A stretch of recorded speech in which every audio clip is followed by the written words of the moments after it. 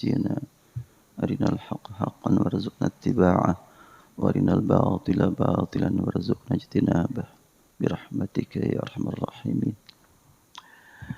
hamba-hamba Allah, Assalamualaikum warahmatullahi wabarakatuh. Qala Allah Ta'ala fil Qur'anil Azim, ya ayyuhalladzina amanu idza qumtum ila as-salati faghsilu wujuhakum wa aydiyakum ilal marafiq wamsahu bi ru'usikum wa arjulakum ilal ka'bayn. Wa qala ta'ala innallaha yuhibbut tawwabin wa yuhibbul mutatahhirin. Menghadapi berbagai masalah yang berlangsung dan terjadi di berbagai lingkungan, mulai lingkungan terkecil sampai lingkungan tingkat internasional. Ini semuanya meningkatkan motivasi buat kita untuk lebih dekat dengan Allah Subhanahu wa Ta'ala. Allah yang Maha Suci menyambut hamba-hamba yang ingin mendekatkan diri kepadanya dengan kondisi suci. Kesucian tidak dapat diukur dengan ilmu, apalagi dengan materi. Boleh jadi ada orang yang terlihat suci padahal dalam keadaan paling kotor.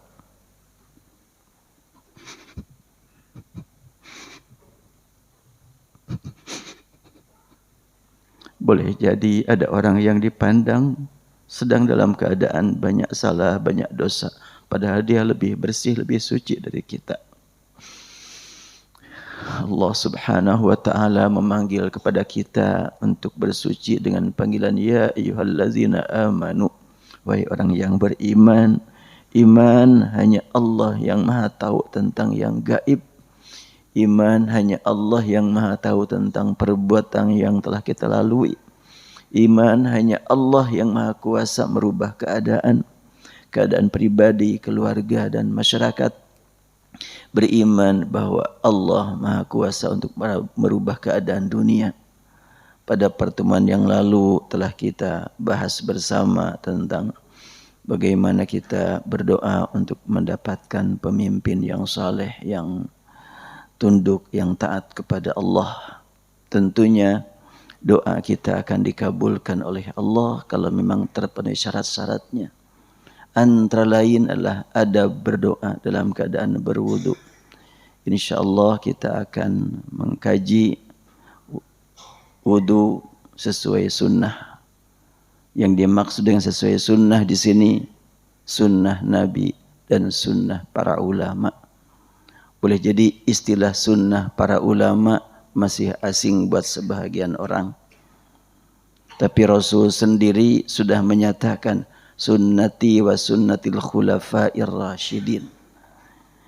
Alaikum bisunnati wa sunnatil khulafa'ir rasyidin. Hendaklah kalian mengikuti sunnahku dan sunnah khulafa'ir rasyidin. Khulafa'ir rasyidin bukan nabi, bukan rasul. Khulafa'ir rasyidin berbuat bukan berlandaskan wahyu, tapi taufik dan hidayah dari Allah. Dan kalimat al-khulafa'ur rasyidun, Rasul tidak menyebutkan nama orang, tapi lebih kepada sifat. Walaupun umumnya para ulama memandang bahwa yang dimaksud dengan khulafa'ur rasyidun adalah Abu Bakar, Umar, Utsman dan Ali. Dan ada lagi yang menambah dengan Umar bin Abdul Aziz. Sebenarnya siapa? Rasul tidak menyebutkan nama siapa orangnya, tapi sifatnya. Kalau memperhatikan kata sifat, tidak mustahil bahwa yang dimaksud dengan khulafa' rasyidun yang disampaikan Rasul sejak zaman sahabat Nabi sampai sekarang ada. Karena kalimat khulafa artinya adalah khalifah, yaitu yang melanjutkan perjalanan dakwah Rasul, dakwah para Nabi. Ar-Rasyidun yang senantiasa membawa petunjuk dari Allah, membawa petunjuk mengikuti jejak langkah Rasulullah, berlandaskan Quran, berlandaskan kalimat tauhid. Al-Khulafa'ur Rasyidun. Ini kalau kita pahami secara umum, secara luas. Walaupun tadi saya sampaikan bahwa istilah itu memang bisa dipandang masih asing ketika dipahami lebih luas. Karena pada umumnya masyarakat muslim bukan cuma di kita, di seluruh dunia memahami istilah berlandaskan kepada penggunaan masa lalu. Walaupun istilah tersebut memiliki makna yang umum. Seperti kata sunnah. Sunnah menurut Al-Quran sangat luas. Insya Allah ya kita sekilas saja dulu apa makna sunnah. Ini sedang saya tulis bukunya. Makna sunnah dalam Al-Quran dan hadis. Allah subhanahu wa ta'ala mengangkat istilah sunnah. Ada sunnatullah. Kemudian ada sunnatul awwalin. Qad khalat sunnatul awwalin. Al-lagi sunnah sunnatil khulafa'ir rasyidin. Ada sunnah Nabi. Allah Rasul bersabda, taraktu fikum amrayn lan tadillu ma tamassaktum bihima kitaballah wa sunnata nabiyyih. Ini hadis riwayat Malik dalam kitab Al-Muwatta. Dalam kitab Sahih dalam kitab Musnad Ahmad disebutkan ada kalimat fa'alaikum bisunnati wa sunnatil khulafa'ir rasyidin al-mahdiyyin. Ada sunnah Nabi, ada sunnah khulafa' rasyidin.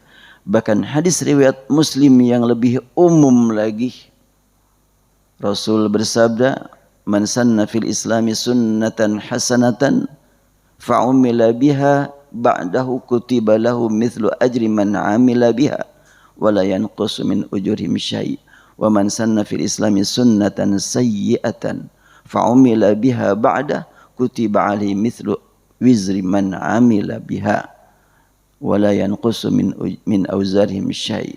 Ada sunnah orang-orang yang hidup saat ini.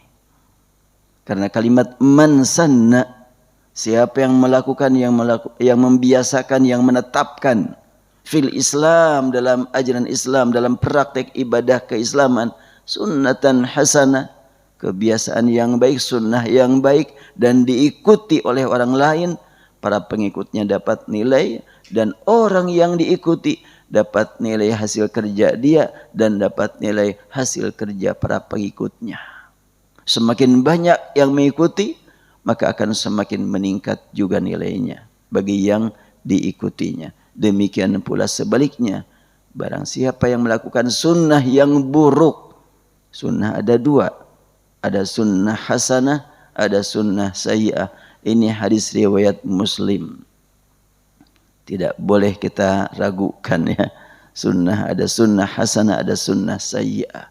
Jadi kalau kita mendengar, oh ini tidak sesuai sunnah, maksudnya sunnah siapa? Sunnah Nabi, sunnatul awwalin, sunnah khulafa'ir rasyidin, atau sunnah para ulama, atau sunnah sembarang orang. Memang satu kata ada yang diberi makna khusus, ada yang diberi makna umum ya.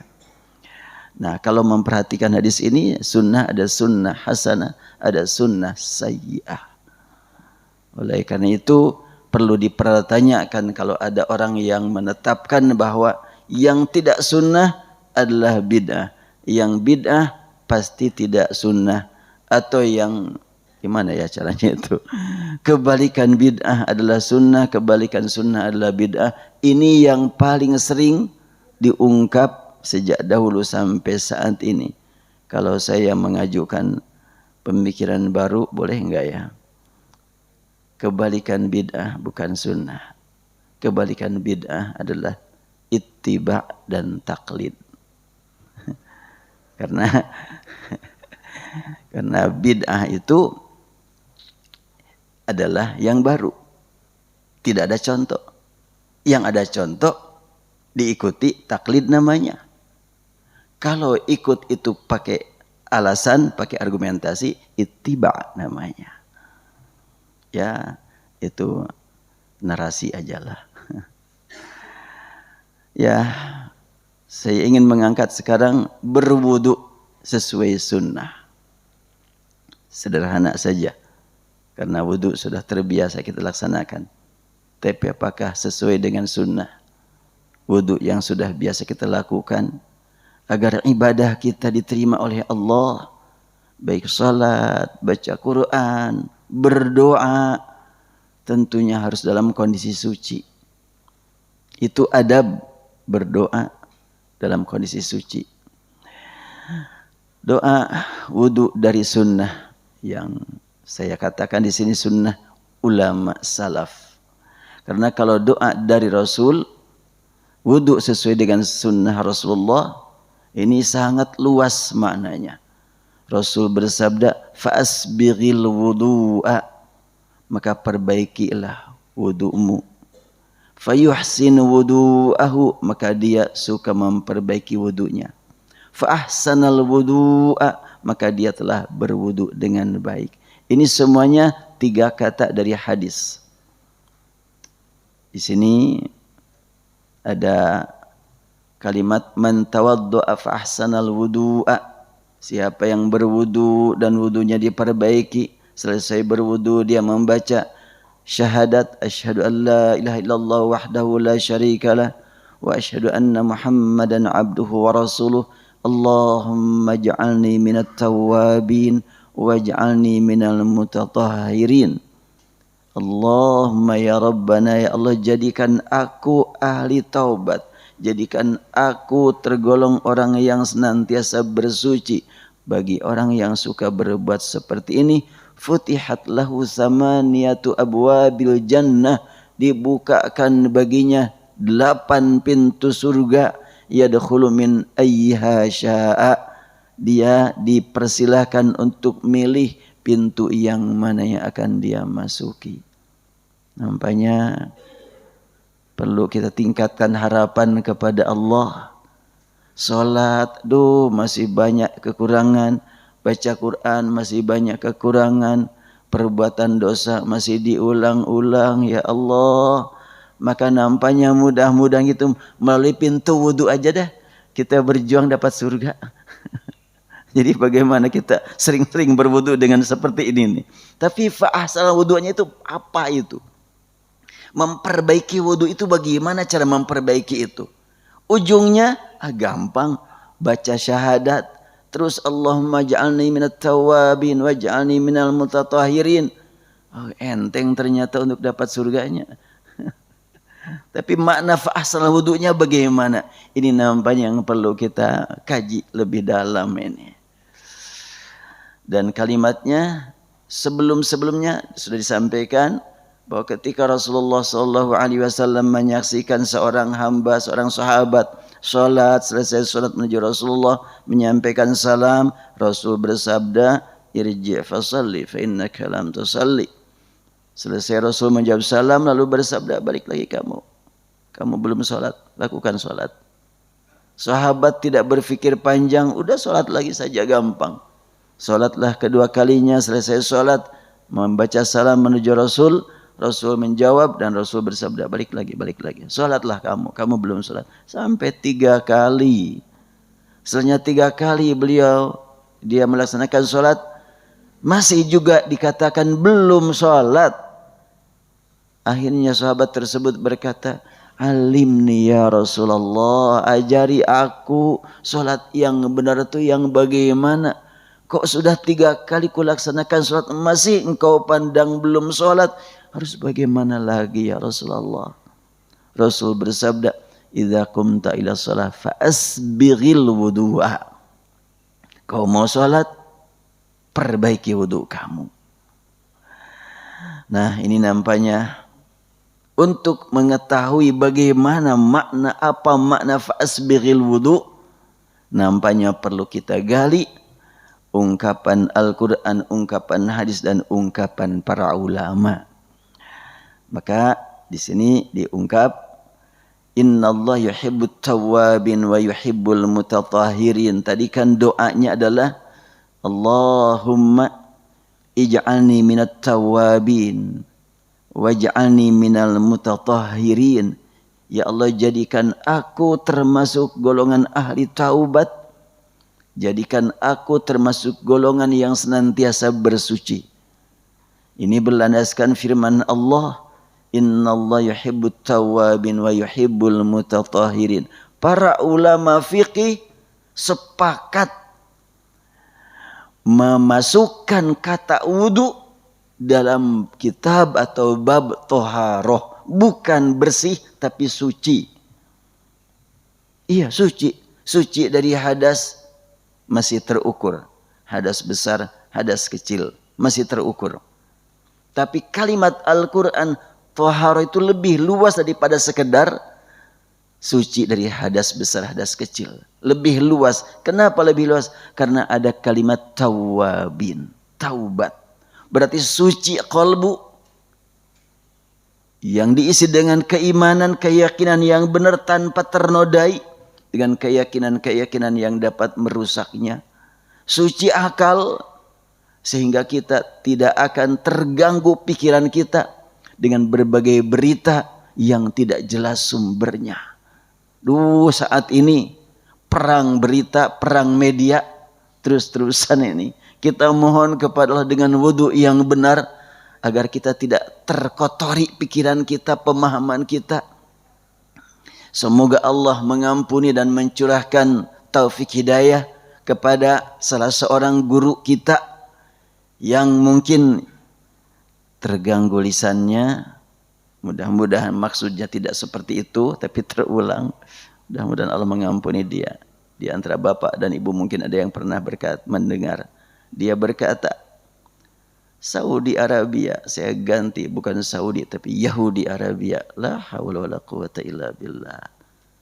Ada apa itu? Itu mungkin akibat informasi yang kurang seleksi dia terima begitu saja. Padahal saya temukan akhir-akhir ini putra mahkota kerajaan Saudi mengingatkan dengan keras kepada Amerika, desak Yahudi, jangan lagi menggempur orang-orang yang tak berdosa, menggempur anak-anak. Ini Muhammad bin Salman dengan gagah berani, pemimpin yang muda, cerdas, pintar, dia mendesak Biden untuk supaya menghentikan Yahudi menggempur Gaza. Tapi dinilai oleh sebagian orang Saudi mendukung Yahudi. Ini gimana ini? Jadi kurang informasi. Padahal realitanya tidak demikian. Bahkan kekuatan kerajaan Saudi itu sangat diperhitungkan. Kekuatan lisannya, kekuatan politiknya sangat diperhitungkan. Baik. Surat At-Taubah ayat 222 menempatkan kata suci setelah kata taubat. Hal ini memberi isyarat bahwa suci yang sebenarnya dicapai dengan taubat. Berarti kalau begitu wudu itu gerakan taubat, itu wudu yang sebenarnya itu. Umumnya orang berwudu hanya berbicara tentang syarat dan rukun wudu. Ditambah dengan sunnah-sunnah wudu. Istilah syarat, istilah rukun, istilah sunnah yang digunakan dalam kehidupan masyarakat muslim itu istilah dari para ulama. Rasul tidak menegaskan rukun wudu sekian, syarat wudu sekian, sunnah wudu sekian. Makanya wajar kalau muncul perbedaan angka. Ada yang menyatakan rukun wudu 4, ada yang menyatakan 5, ada yang menyatakan 6. Yang benar yang mana? Tiga-tiganya berlandaskan Al-Quran. Ya ayyuhalladzina amanu idza qumtum ila sholati faghsilu wujuhakum wa aydiyakum ilal marafiq wamsahu biru'usikum wa arjulakum ilal ka'bayn. 4. Tambah dengan ya ayyuhalladzina amanu, niat berlandaskan keimanan. 5. Tambah lagi dengan kalimat famsahu biru'usikum, urutan faghsilu wujuhakum, fathah, wa aydiyakum, fathah lagi. Diselang dulu wamsahu biru'usi. Dilanjutkan wa arjula.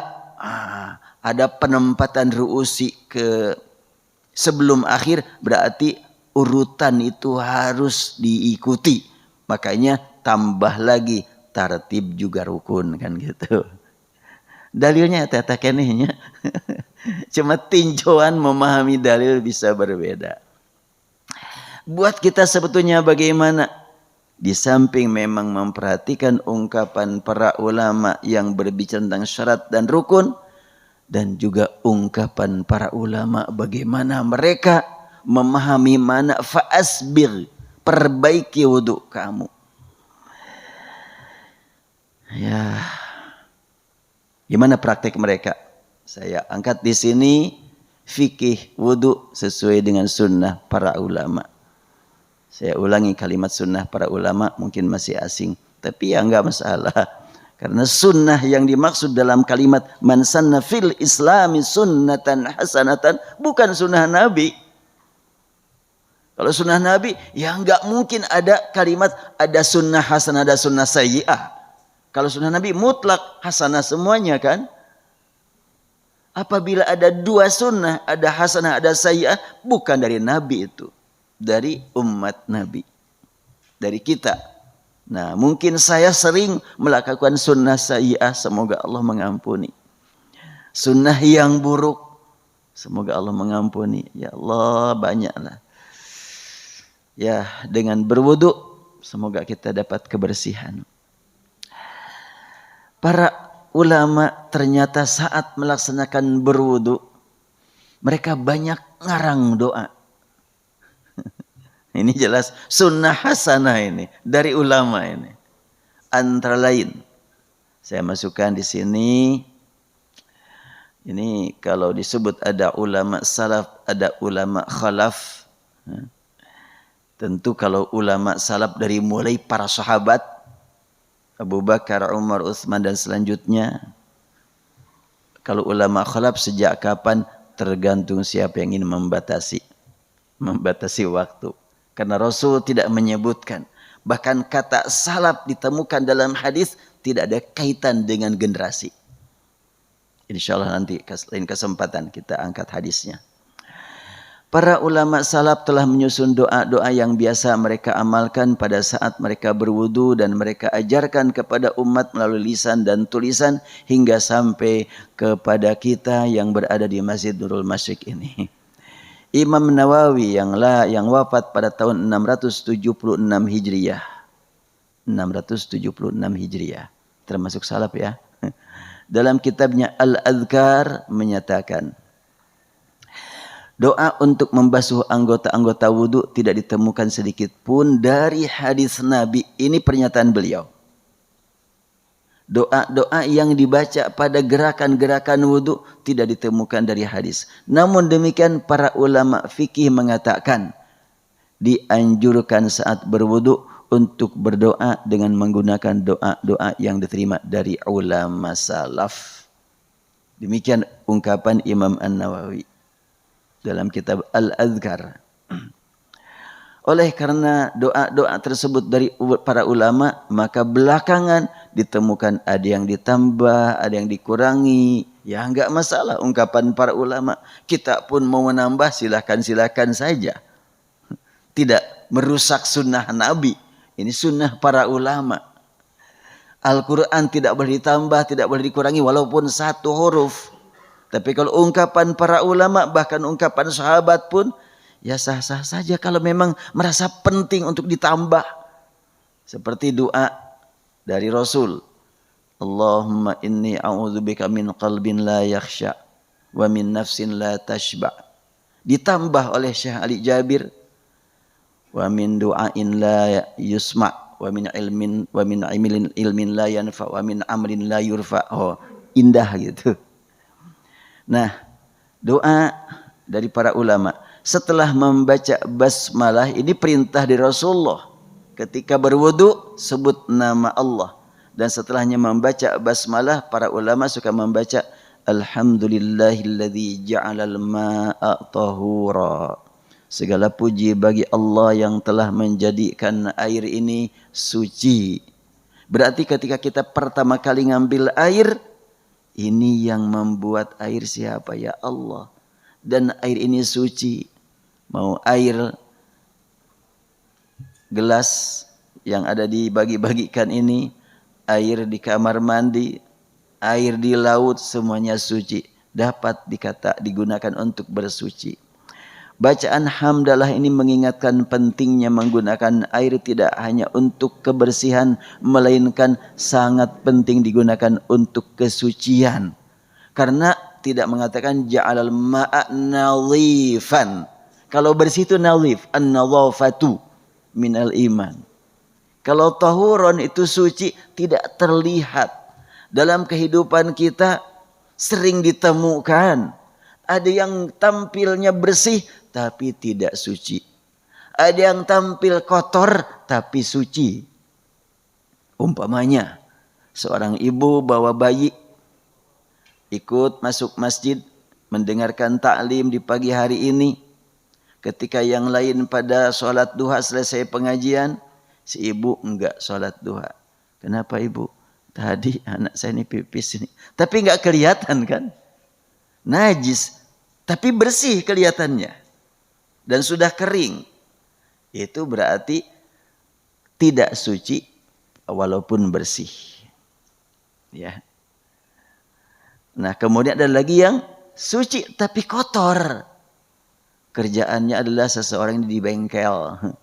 Oh, banyak oli, banyak kotoran, ngurus mobil, ngurus motor. Pas terdengar azan, aduh ketanggung. Terus ngerjakan tugas. Pas lihat jam, lah 1/4 jam lagi nih, mau asar. Udah dia langsung berwudu, langsung sholat, takut kehabisan waktu. Masih dalam pakaian yang penuh dengan kotoran. Sholat lah, nggak masalah. Cuma jangan masuk masjid Nurul Masjid, nanti kotor karpetnya. Di luar aja sholatnya. Silakan sholat di luar. Sah, insya Allah. Bahkan kita biasa menyaksikan belakangan ini kan orang sholat di jalanan, di padang pasir biasa. Suci walaupun tidak bersih. Wudu untuk meraih kesucian. Komunikasi kita dengan Allah Subhanahu wa ta'ala sangat bermakna bila kita dalam keadaan suci. Walaupun mungkin tidak bersih. Tapi suci silahkan. Dan Allah menerima permohonan hamba-hambanya yang memang disampaikan dalam keadaan suci. Maka dalam hal ini, ibu yang sedang dalam keadaan haid, silakan berdoa terus. Qalbunya suci. Walaupun hukum jasad dalam keadaan tidak suci, tapi qalbunya suci, akalnya suci, silakan berdoa. Bahkan sekarang ini, karena memang sistem ya, ada pesawat keberangkatan tidak bisa ditangguhkannya pesawatnya. Kemarin saja ada orang yang saya baru pulang ya umroh, ada seorang jamaah pas tiba di Mekah dia setengah nangis kepada saya. Pak Ustadz gimana saya masih berdarah, mau ikut umroh, mau ikut tawaf gimana? Tapi ini sudah saatnya berhenti head saya ini. Dan kata dokter, ya udah sholat saja. Udah sholat saya bilang. Yalah kalau gitu katanya. Saya tenang, sholat saja. Ikut tawaf, ikut sa'i. Jadi dia bukan darah haid. Artinya kotor kan, darah najis. Tetapi dia betul-betul dalam keadaan komunikasi dengan Allah. Sedang dalam betul-betul berpeluang untuk meningkatkan kualitas kehidupannya, kualitas ibadahnya. Saya bilang, ya silakan sholat aja, ikut aja. Sebagai, yalah kalau gitu, bersihkan dulu. Nanti kalau keluar lagi, lanjutkan saja ibadah. Ya, pada saat berkumur-kumur, ini kan Rasul bersabda, "Idza tamadmadal 'abdu," ini hadis. Bila seseorang berkumur-kumur, kharajatil khataya min fihi, dia keluarkan air dari mulutnya, dosa-dosanya akan ikut keluar. Berarti ketika kita mau berwudu, niatkan ingin bertaubat. Ketika berkumur-kumur ingin dosa-dosa mulut ini keluar semuanya melalui aliran air yang keluar dari mulut. Banyak sekali dosa akibat mulut ini. Tapi enggak tahu siapa yang lebih banyak dosa akibat mulut ini, akibat lisan ini. Yang di depan apa yang di belakang nih? Yang jelas saya sangat banyak dosa akibat lisan ini karena saya banyak bicara. Duh, kalau salah-salah saya bicara, diikuti sama yang lain, duh ngeri sekali. Itu termasuk man sanna fil islami sunnatan sayyi'ah fa'umila biha. Oh, berat sekali. Siapa yang mengungkapkan kalimat yang buruk diikuti sama yang lain? Siapa yang melakukan satu perbuatan yang buruk diikuti sama yang lain? Ngeri sekali. Dosanya menimpa dia bukan akibat perbuatan dia sendiri, tapi juga akibat perbuatan orang yang mengikutinya. Nah, termasuk lisan ini. Oleh karena itu, para ulama terdahulu ketika berkumur-kumur, dia berkata, Allahumma asqini min haudi nabiyyika Muhammadin sallallahu alaihi wasallam ka'san la azma'u ba'dahu abada. Ya Allah, berilah aku minuman dari telaga Nabi Muhammad, satu gelas saja, yang dengan minum itu tidak akan menderita kehausan untuk selama-lamanya. Ini maksudnya apa? Tidak diragukan bahwa bacaan ini berlangsung dalam hati. Gak mungkin sambil berkumur-kumur baca doanya. Tentunya dalam hati doanya ini. Karena saat seseorang berkumur, sulit untuk mengucapkan lafaz-lafaz doa apapun. Doa ini adalah bagian dari interaksi ulama dengan hadis Nabi. Bukan muncul karangan murni. Tapi ingat kepada hadis Nabi yang sangat populer di kalangan para ulama. Apa itu? Mereka merindu bertemu Rasulullah. Berarti kalimat tadi, Allahumma asqini min haudi nabika ka'san la azma'u ba'dahu abada, itu artinya kita ingin betul-betul memohon kepada Allah, ingin dipertemukan dengan Rasul nanti di akhirat. Ya, kalau ingin bertemu dengan Rasulullah, hendaklah tingkatkan kualitas ibadah, dimulai dari berwudu ini. Karena Rasul sendiri sudah menegaskan, mereka merindu bertemu Rasul SAW di tempat khusus dan minum bersama dari air yang merupakan jaminan keselamatan dari menderita rasa haus untuk selamanya. Rasul bersabda, qala an-nabiy SAW, inni faratukum alal hawdi man marra alayya syariba wa man syariba lam yazma abadan la yaridanna alayya aqwamun a'rifu ma ya'rifuni thumma yuhalu baini wa bainahum. Hadis riwayat Bukhari. Dari Sahal bin Sa'ad mengatakan, aku mendengar Nabi SAW bersabda, aku menunggu kalian di telaga Al-Hawd. Barang siapa mendatangiku pasti akan minum. Barang siapa yang minum maka tak akan pernah haus untuk selamanya. Sungguh beberapa orang menemui aku yang aku mengenal mereka. Dan juga mereka mengenalku. Allah. Lantas aku terpisah dari mereka. Kita ingin gitu nanti di akhirat. Menemui Rasulullah sedang menunggu. Dan Rasul mengenal kita.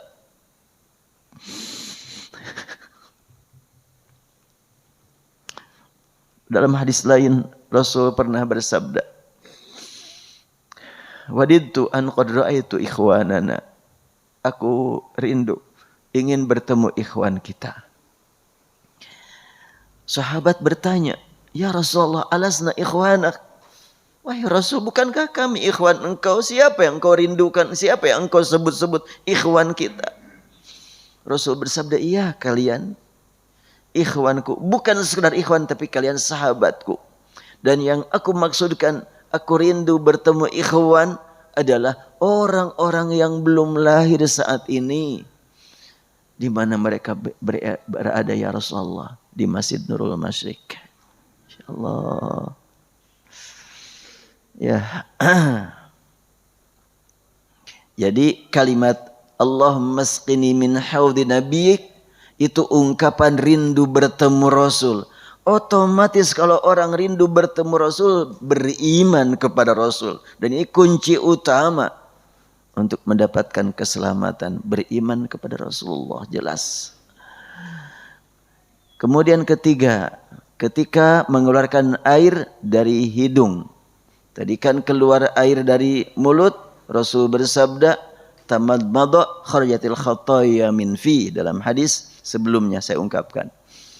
Kemudian apabila dikeluarkan air dari hidung, kok tiba-tiba keluar saja, kapan masuknya?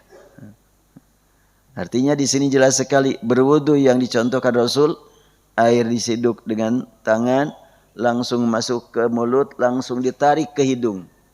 Sekali ngambil air. Jadi bukan dua gerakan ya, untuk mulut, kemudian untuk hidung, enggak begitu. Tapi langsung diambil dan langsung ditarik ke hidung. Diisap sebanyak mungkin sesuai kemampuan. Disebutkan dalam hadis yang al-mubalaghah fil istinsyaq, memasukkan air ke hidung itu adalah sebanyak mungkin. Makanya mohon kepada Allah betul-betul air itu mensucikan. Air yang suci. Mungkin ada yang diragukan, ini bersih enggak ya? Kalau suci insya Allah bermanfaat. Kalau ragu bersih apa enggak, tapi suci, itu lebih dari sekedar bersih. Maka ketika air dikeluarkan dari hidung, Imam Nawawi dengan mengambil doa dari para ulama sebelumnya, dia menyatakan, ya Allah, Allahumma la tahrimni raihata na'imika wa jannatik. Janganlah engkau haramkan padaku harumnya kenikmatanmu dan harumnya surgamu. Harumnya kenikmatan-kenikmatan yang Allah sediakan dan harumnya surga. Surga jelas penuh dengan kenikmatan, dan kenikmatannya bukan nikmat dirasakan di mulut, nikmat dilihat, nikmat didengar, tapi juga nikmat ke hidung. Harum semuanya di sana. Ketika mengeluarkan air dari hidung saat berwudu, maka hendaklah meningkatkan keimanan kepada hari akhirat dengan menyampaikan permohonan agar mendapat nikmat wanginya surga. Wangi memang surga itu. Doa ini sunnah ulama yang merupakan implementasi dari hadis Rasulullah riwayat Bukhari. Rasul bersabda, man qatala mu'ahadan lam yarih raihata jannah wa inna rihaha tujadu min masirati arba'ina aman. Rasul bersabda, barang siapa yang membunuh mu'ahad, yaitu orang kafir dalam masa perjanjian, tidak akan saling mengganggu, lalu ada yang membunuhnya, itu tidak dibenarkan. Begitu perhatian ajaran Islam terhadap janji. Walaupun janji terhadap non-muslim, kalau memang sama-sama memelihara, jangan sampai melanggar. Tidak akan mencium wanginya surga. Orang yang melanggar janji tidak akan dapat mencium wanginya surga. Sungguh wanginya surga tercium dari jarak perjalanan 40 tahun. Allahu Akbar. Perjalanannya 40 tahun. Ini perjalanan pakai apa nih? Pakai perjalanan kura-kura atau pesawat atau apa-apa yang enggak disebutkan. Yang jelas menggambarkan surga itu tercium wanginya dari kejauhan yang tidak terbayangkan saat ini. Jauhnya seperti apa? Perjalanan dari Bandung ke Surabaya saat ini berapa? 10 jam? Ini mah 40 tahun coba. Masih tercium. Allahu Akbar. Begitulah wanginya surga. Ya, kita mohon kepada Allah agar Allah berikan kepada kita nikmat mencium wanginya surga. Sehingga kalau tercium wanginya surga, jauh dari neraka. Walaupun belum masuk ke surga, sudah mencium saja, sudah kenikmatan. Belum masuk rukun ya ini. Karena rukun kan membasuh wajah keseluruhan nih, belum nih. Pada saat membasuh wajah baru ini. Doa yang dibaca apa pada saat membasuh wajah? Allah membayid wajhi yawma tabyadu wujuh wa taswaddu wujuh. Ya Allah, putihkanlah wajahku pada hari wajah-wajah diputihkan dan dihitamkan. Wajah yang lain dihitamkan. Ini harus ditambah.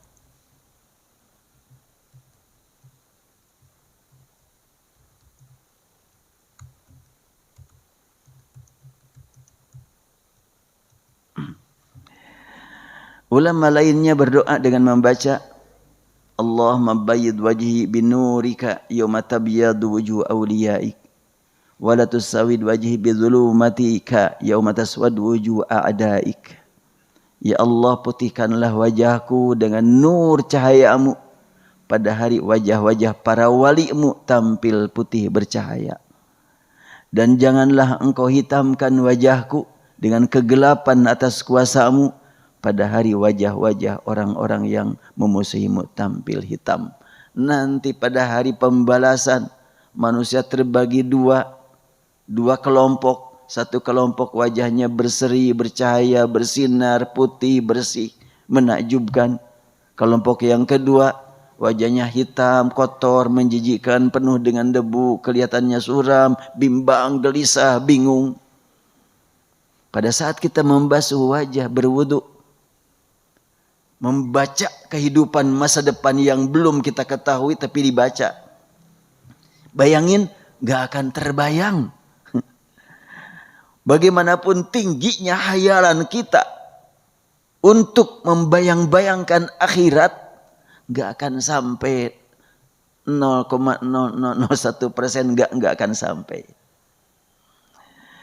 Karena yang dimaksud dengan wajah menurut Al-Quran dalam surat Ali Imran, yauma tabyaddu wujuhun wa taswaddu wujuh. Azab itu terjadi pada hari ketika ada wajah yang putih berseri dan wajah yang lain adalah hitam kusam. Ini surat Ali Imran.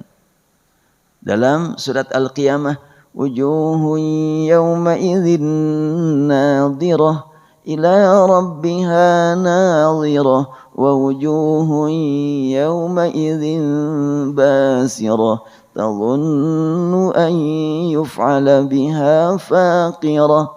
Wajah-wajah orang mukmin pada hari itu berseri-seri karena memandang Tuhannya.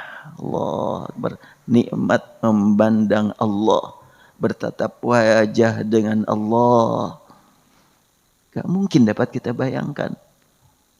Seindah-indahnya yang indah saat ini di dunia, itu bagian kecil dari karunia Allah berupa keindahan untuk dinikmati seluruh umat manusia. Bagaimana nanti indahnya umat beriman saja? Alam raya begitu indah. Bahkan sekarang dengan media bisa kita lihat pemandangan terindah di dunia. Oh, bermunculan ya di media. Oh, seperti ini kelihatan. Itu hanya bagian kecil dari karunia Allah untuk dinikmati semua manusia, yang zalim dan yang adil, yang taat dan yang maksiat dapat menikmatinya. Apa yang akan dirasakan ketika kenikmatan yang Allah sediakan khusus untuk umat beriman nanti di surga? Apa yang dirasakan umat beriman? Kalau sekarang kan buat semua orang. Nanti surga keindahannya hanya untuk orang beriman. Indahnya surga entah berapa miliar kali lipat keindahan dunia. Itu surga. Dan bagaimana indahnya Allah, sumber keindahan. Di sini pentingnya kita meningkatkan rindu bertemu Allah dengan dibimbing oleh keindahan yang ada pada alam semesta ini. Ya, kalau umpamanya sederhananya, ini ada sedikit cerita yang mirip lucu lah gitu. Udah lama, tahun 90-an, saya ceramah di satu kampus di Bandung. Selesai ceramah, dibuka tanya jawab. Ada di situ seorang bapak sudah lanjut usia, masih digunakan tenaga dan ilmunya oleh kampus. Dia sudah pensiun. Kata dia usianya sudah 67 tahun. Dia bertanya, Pak Ustadz, apa yang harus saya lakukan? Saya ini kan sudah tua, 67 tahun. Kenapa emang? Ya walaupun sudah tua, 67 tahun. Tapi ini mata ini kalau melihat wanita cantik sok gregeteun wae. Gimana itu katanya. Itu gimana itu cara ngobatinya? Saya tuh kadang-kadang suka membayangkan, ingin tapi gak ada artinya, saya ingin juga gak akan dapat. Itu gimana caranya? Saya bilang, sudah. Pas Bapak melihat wanita cantik, usianya mungkin di bawah 30-an, dan Bapak sudah 67. Pas terlihat, segera tunduk, tutup mata, lihat wanita yang lebih cantik dari itu yang menunggu Bapak di surga. Kan gitu. Itu gimana kalau begitu? Bisa enggak Pak? Yalah saya usahakan gitu aja. Nah sehingga kalau begitu pasti istri Bapak juga mendukung tuh. Udah nanti aja di surga lah, lebih dari itu. Ini sekarang di dunia kayak begini. Oh gimana nanti di akhirat? Gak ada apa-apanya ini kecantikan wanita di dunia. Gak ada apa-apanya. Kalau sudah dibandingkan dengan di surga. Istri Bapak sendiri akan beberapa kali lipat semakin meningkat kecantikannya. Walaupun sudah nenek-nenek, iyalah. Di surga memual ayah ini mual. Kan Rasulullah kan pernah bercanda kan gitu ya. Seorang nenek bertanya, ya Rasulullah, hari nenek bangsa kia bisa masuk surga mual. Nyari nenek di surga mata ayah nenek. Si nenek langsung kaget, lah di surga nggak ada nenek-nenek? Nggak ada nenek, di surga itu muda semuanya. Langsung nangis si nenek. Jadi aku nggak masuk surga. Terus nangis. Biarin aja Rasulullah. Itu kan tangisannya tangisan imani itu.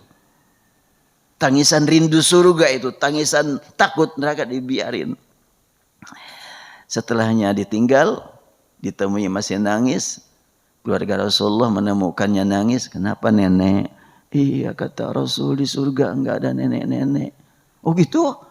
Baik saya tanyakan kepada Rasul apa maksudnya. Betul Rasulullah, di surga enggak ada nenek-nenek. Ya enggak ada. Jadi harus gimana itu nenek biar masuk surga?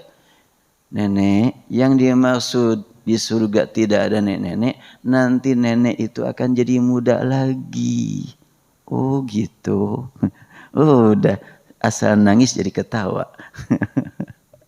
Ya Allah subhanahu wa ta'ala menciptakan surga indah semuanya. Gak akan ada kekurangan. Nah ini kelihatan nanti surga begitu indah tak terbayangkan keindahannya. Keindahan dunia saat ini gak ada apa-apanya dibanding dengan nanti di akhirat. Jadi kalau dulu Adam disebut di jannah, artinya tempat Adam dulu itu begitu indah. Tidak seindah yang kita lihat saat ini dunia ini. Kenapa? Pada waktu itu belum ada yang maksiat. Ya. Adam kan belum maksiat. Namun setelahnya dia melakukan pelanggaran, maka diusir dari tempat yang indah itu ke tempat yang lain. Apa yang dimaksud dengan jannah yang ditempati Adam dulu? Apakah jannah yang akan ditempati oleh orang-orang yang bertakwa dengan rahmat Allah, ampunan Allah, ridho Allah nanti di akhirat? Atau ada jannah yang lain? Ini kajian analisis ya. Adam dulu disebutkan uskun anta wa zawjukal jannata. Tinggallah engkau bersama pasangan hidupmu di jannah. Jannah yang ditempati Adam dulu penuh dengan kenikmatan, tapi ada yang dilarang untuk didekati apalagi dinikmati. Dekat saja dilarang. Apakah jannah yang uiddat lil muttaqin, yang disediakan untuk orang yang bertakwa, di situ ada larangan? Enggak ada. Berarti beda ya? Ya beda lah. Jannah yang ditempati Adam dulu dengan jannah yang ditempati nanti orang-orang muttaqin beda. Karena di sana tidak ada larangan sama sekali, bebas segala-galanya. Kemudian jannah yang ditempati Adam kemasukan iblis. Jannah nanti ya iblis gak akan masuk, setan gak akan masuk, finnar semuanya. Terus jannah yang ditempati Adam dulu ada batasan waktu kenikmatannya. Dengan jannah yang ditempati muttaqin nanti tidak ada batasan waktu. Jadi apa yang dimaksud dengan jannah yang ditempati Adam dulu? Kita nggak dituntut untuk tahu. Iman saja sudah. Allah berfirman, uskun anta wa zawjuka jannah. Sudah selesai.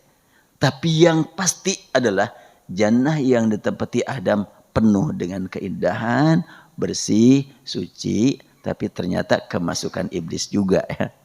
Ya, kita lanjutkan. Wujuhun yawma idzin nadhirah ila rabbiha nadhirah. Pada waktu itu wajah-wajah manusia yang wudunya baik, setiap kali wudu bayyid wajhi yawma tabyadu wujuh awliyaik, setiap kali berwudu basuh wajah dia memohon kepada Allah, bersihkan wajahku, putihkan wajahku, berikan kepada wajahku cahaya, nur cahaya dari Engkau ya Allah. Berilah aku nikmat melihat Engkau nanti di akhirat. Waktu wudu seperti itu setiap berwudu. Mudah-mudahan kita termasuk yang meraih nikmat bertemu dengan Allah nanti di akhirat. Dan Allah sudah memberikan penjelasan kepada kita, keterangan kepada kita, penegasan kepada kita. فَمَنْ كَانَ يَرْجُو لِقَاءَ رَبِّهِ, siapa yang berharap bertemu Rabbnya, فَلْيَعْمَلْ عَمَلًا صَالِحًا وَلَا يُشْرِكْ بِعِبَادَةِ رَبِّهِ أَحَدًا. Perbanyak amal soleh dan jaga amal soleh tersebut jangan sampai terkotori, ternodai, terusak oleh keyakinan yang berlawanan dengan ajaran tauhid. Pada saat kita membasuh wajah, dibaca ayat yang berkaitan dengan wajah orang-orang yang bersih suci, dan dibaca ayat yang berbicara tentang wajah orang-orang yang kotor. Wujuhun yawma idzin basirah, hari itu wajahnya muram. Tadhunnu an yuf'ala biha faqirah, karena mereka akan ditimpa malapetaka yang sangat dahsyat. Sudah tidak mungkin lagi mereka punya peluang untuk memperbaiki diri, memperbaiki masa depan. Sudah diputuskan kamu akan mendapatkan siksaan yang abadi, menderita yang tidak terbayangkan saat di dunia. Oh, ngeri sekali. Saat ini kalaulah orang berbuat dosa, selama masih bisa bernafas, ada waktu untuk melakukan perbaikan. Tapi kalau sudah tidak lagi punya waktu untuk bernafas, berarti tidak lagi waktu untuk perbaikan. Hanya doa yang ditunggu-tunggu bagi orang yang memang memenuhi syarat untuk didoakan. Orang yang kita doakan itu ada yang memenuhi syarat untuk didoakan, ada yang tidak kan. Orang beriman banyak, bagaimanapun banyaknya dosa, berhak untuk kita doakan dapat ampunan, rahmat dari Allah. Tapi orang yang tidak beriman mau mendoakannya bagaimana? Wala tusalli ala ahadim minkum mata abada. Janganlah engkau doakan orang yang jelas-jelas mati dalam kekufuran, dalam kemusyrikan. Dalam surat Abasa kita temukan wujuhun yawma idzin musfirah, ada nadirah, berseri, jernih, ya. Ada musfirah, berseri, tertawa, lagi gembira, dhahikatum mustabsyirah. Jadi ketika kita membasuh wajah, memohon kepada Allah, ya Allah, ini mata ini sering dipakai melihat yang tidak layak aku lihat.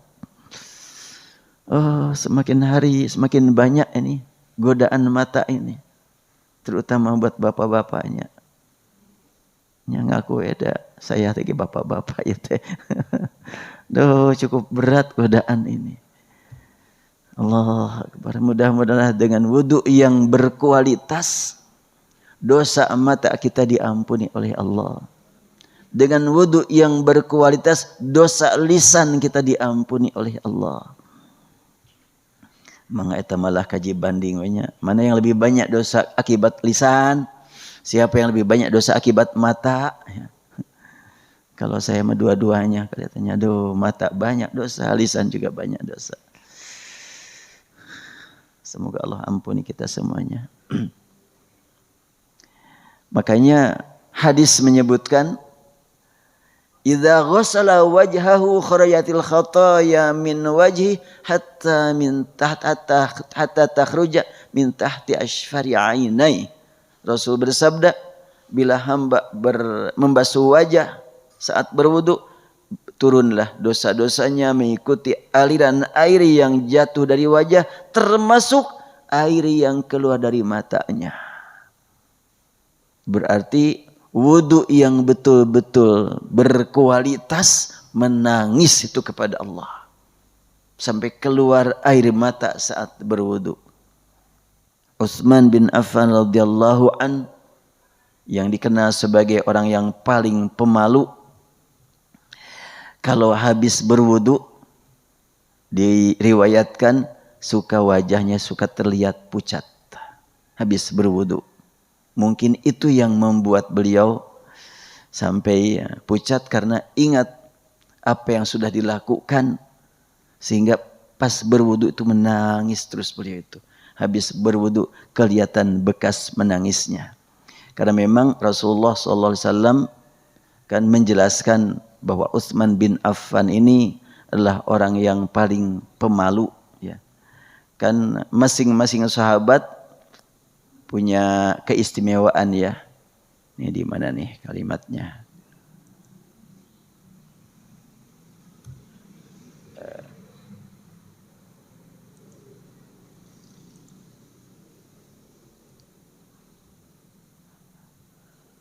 Nah ini hadis riwayat Ibnu Majah. Rasul bersabda, arhamu ummati bi ummati Abu Bakrin. Orang yang paling sayang dari umatku kepada umatku adalah Abu Bakar. Paling lembut orangnya. Sayang selalu kepada sekian banyak umat. Tapi bukan berarti beliau adalah lemah. Lembutnya beliau tidak mengurangi keberanian dan kegagahan. Wa asyadduhum fi dinillah Umar, dan yang paling tegas dalam menegakkan hukum adalah Umar.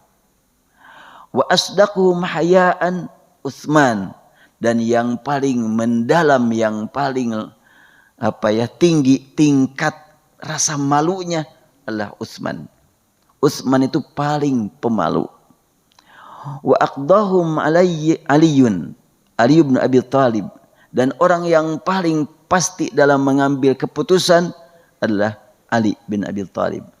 Wa aqra'uhum li kitabillah Ubay bin Ka'ab, dan orang yang paling ahli di bidang qiraatil Quran Ubay bin Ka'ab.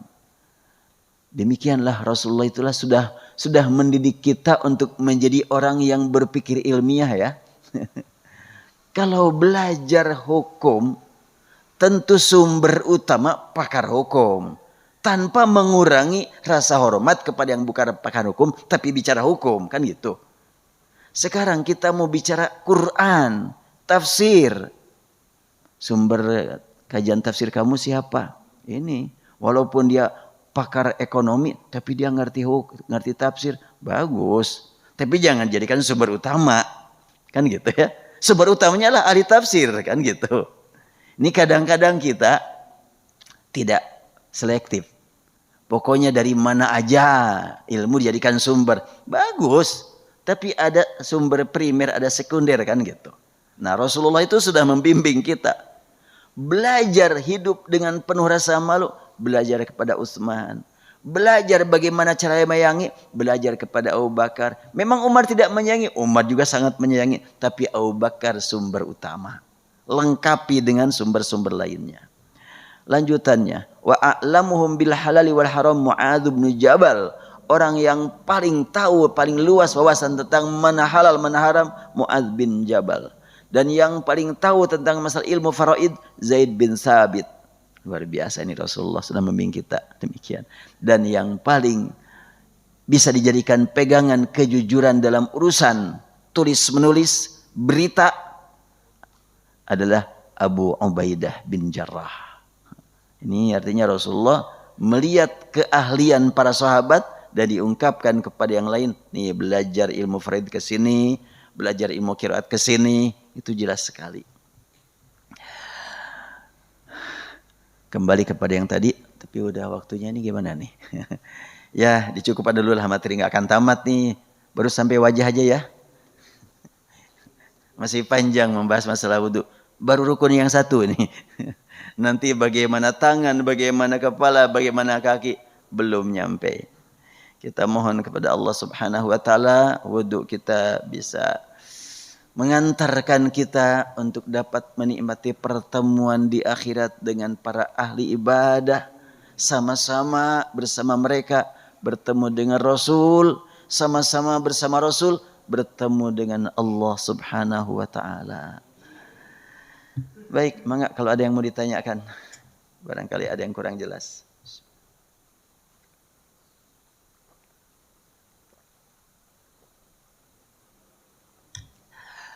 Oh iya, saya waktu obrolan bulan yang lalu ada yang perlu ditegaskan terkait dengan masalah izin Allah ya. Berlangsungnya gempuran Israel kepada Gaza sampai memporak-porandakan sekian banyak bangunan di Gaza atas izin Allah. Berlangsungnya Pilpres tahun 2019, tahun 2014, siapa yang jadi presiden atas izin Allah. Dan nanti juga 2004 atas izin Allah. Semuanya atas izin Allah. Tapi ingat, tidak semuanya izin disertai ridha. Itu ya. Yang harus kita cari dan kita berjuang di balik semuanya izin, kita dapatkan ridha Allah Subhanahu wa taala. Semoga izin Allah untuk berlangsungnya Pilpres 2024 nanti disertai dengan ridhonya untuk seluruh umat Islam. Kita harapkan begitulah. Ya, amin insyaallah. Ya, kita berharap demikian dan sekarang mah sudah semakin jelas lah. Ya, tampilan capres cawapres semakin jelas. Siapa yang layak untuk kita pilih dan kita berdoa memohon kepada Allah Subhanahu wa taala agar Allah berikan kepada kita pemimpin yang saleh. Ahli ruku, ahli sujud, ahli ibadah. Karena kalau ahli ibadah pasti akan dapat bimbingan dari Allah dalam melaksanakan tugas memimpin negara ini. Baik, kalau tidak ada yang ditanyakan, kita berdoa memohon kepada Allah Subhanahu wa taala. Semoga Allah berikan kepada kita ampunan, rahmat dan ridha-Nya. Allahumma salli wa sallim ala habibina wa syafi'ina maulana Muhammad wa sallim radhiyallahu tabaraka wa ta'ala an kulli sahabati Rasulillah ajma'in. Allahumma aqsim lana min khasyatik ma yahulu bainana wa baina ma'asik wa min ta'atika ma tuballighuna bihi jannatak wa min al-yaqini ma tuhawwinu bihi alaina musibatid dunya. Rabbana ya Rahman ya Tuhan kami takut tidak mendapatkan ampunan, rahmat dan ridha-Mu. Takut karena murka-Mu, azab-Mu. Jadikan rasa takut ini sebagai benteng yang menghalangi kami dari perbuatan yang tidak Engkau ridhai. Rabbana ya Tuhan kami sering berbuat dosa, lalu bertobat dan berdosa lagi. Lalu bertobat dan berdosa lagi. Rabbana ya Tuhan kami tidak bermaksud mempermainkan Engkau. Tapi inilah kelemahan kami. Rabbana ya Karim ampuni semua dosa kami. Curahkan rahmat-Mu kepada kami. Kini kami hadir di tempat ini sebagai bukti ingin taat padamu. Walaupun ketaatan kami masih jauh untuk mencapai sempurna. Kami mohon Engkau terima ibadah kami Allah. Jadikan ibadah kami yang jauh dari sempurna jalan menuju surga-Mu. Allahumma matti'na bi asma'ina wa absarina wa quwwatina abadan ma ahyaytana. Allahumma ij'alhu al-waritha minna. Allahumma ij'al tha'rana 'ala man zalamana wansurna 'ala man 'adana wa la taj'al musibatana fi dinina. ولا تجعل الدنيا أكبر همنا ولا مبلغ علمنا ولا تسلط علينا يا ربنا من لا يخافك ولا يرحمنا لا تسلط علينا بذنوبنا من لا يخافك ولا يرحمنا Ya Allah, walaupun kami banyak berbuat dosa, berbuat salah, kami mohon ya Allah, jangan Engkau biarkan negeri ini akibat banyaknya orang berbuat dosa. Jangan Engkau biarkan negeri ini dipimpin kecuali oleh orang yang Engkau pilih menjadi pemimpin Islam, pemimpin ibadah, pemimpin taat padamu, mengantarkan masyarakat menuju ridha-Mu ya Allah. La tusallit alina man la yakhafuka wa la yarhamuna. Janganlah Engkau serahkan amanat kekuasaan kepada orang yang tidak takut padamu, yang tidak amanat, yang tidak menyayangi umat. Berikan amanat kekuasaan kepada orang yang tunduk padamu ya Allah. La tusallit alina man la yakhafuka wa la yarhamuna birahmatika ya arhamar rahimin. Wa sallallahu ala Muhammadin abdika wa rasulika an-nabiyil ummi wa ala alihi wa sahbihi wasallim.